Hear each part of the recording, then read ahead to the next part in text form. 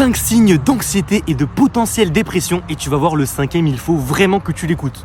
Avant de te les donner, je précise, c'est un point très important que ça ne veut pas forcément dire que si tu as tous ces signes, tu es en dépression. C'est une maladie bien plus complexe que ça. Numéro 1, tu es constamment irritable et surtout irrité. Tout te paraît compliqué et t'énerve au maximum.